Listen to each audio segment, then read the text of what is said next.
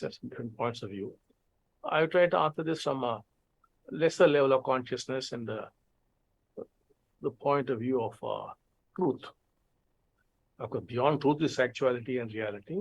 But at that level, I will talk more and more as we go along. I will talk at a higher level at different points of view. So basically, we are concerned, we don't have a single God. That you must be very clear. As far as we are concerned, God, as you know it, it is not in Asia. The Asians have no idea about that kind of God. It is a Middle Eastern phenomenon. God is a Middle Eastern phenomenon. The God that Abraham worshipped is the same God that Moses worshipped. The God that Moses worshipped is the same God that the Lord Jesus Christ worshipped. And it is the same God which the Lord Jesus Christ worshipped, the Prophet Muhammad was worshipping. They all worship the same God. Now, this is a Middle Eastern phenomenon. Why the Middle Eastern phenomenon? Suppose you were to take the map of the world and just put it flat there and open up the brain and paste the brain on that, you will find that part of the brain which deals with God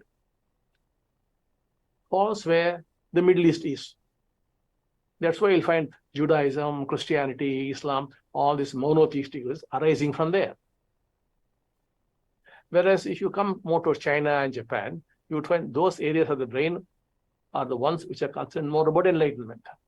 There's no place for God in all these areas. It's only imported. Nothing like God. There are only gods have come up there, a pantheon of gods. But no, this is an extraordinary phenomenon. God, one God, monotheistic God. That is a Middle Eastern phenomenon. Now, we do not believe in any such God. Now, if you bring in some miracle and you say, oh, they've done these miracles, well, we can produce thousands of people in Asia who have done far greater miracles than that. How do you account for that? The miracles do not prove that there is a monotheistic God out there. Then you might talk about revelations. And here also we can talk about so many kinds of revelations and even demolish revelations. And we can even tell you how it originated. It won't stand. So we do not, and look at this God phenomenon arising in the Middle East. The Jewish God, the Christian God, the Muslim God. Now, this Lee Kuan Yew was the founder president of Singapore, an extraordinarily brilliant man with tremendous insights. And he so clearly and beautifully said that Christianity and Islam are enough to destroy the planet, to destroy the world. The amount of suffering and misery and cruelty born out of this, I don't want to talk about that, cannot be accounted for. What was your God doing? If a court were held, your God would be held responsible for all this tremendous suffering of mankind, of animals, of the earth itself. So we do not have anything to do with the God that you are talking about.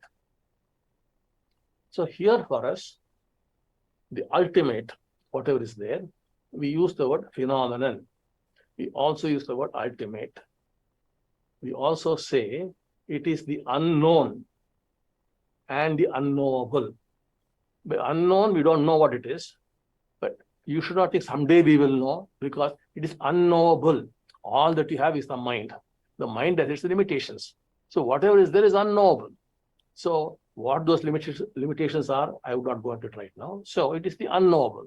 That's why in the Ekam temple, on the top, you'll have a throne which is empty. Only sometimes we sit there and do things for certain reasons, and sometimes our picture is kept there. But basically, it's empty. It reminds us of the fact that the ultimate is the unknown and the unknowable. That's the phenomenon. Then, of course, below that is the Hiranyagarbha, which is the beginning of creation. And there is a lot of scriptural support for that. And then more things will come on the first floor and the second floor. It will take 2 more, 3 more years to complete. So now, the ultimate is the unknown and unknowable. What first begins is UI, universal intelligence. And that keeps growing and growing and growing. And where is this intelligence? It is everywhere and nowhere. You take up a computer, you find so many components are there. I'm giving a crude example. So similarly,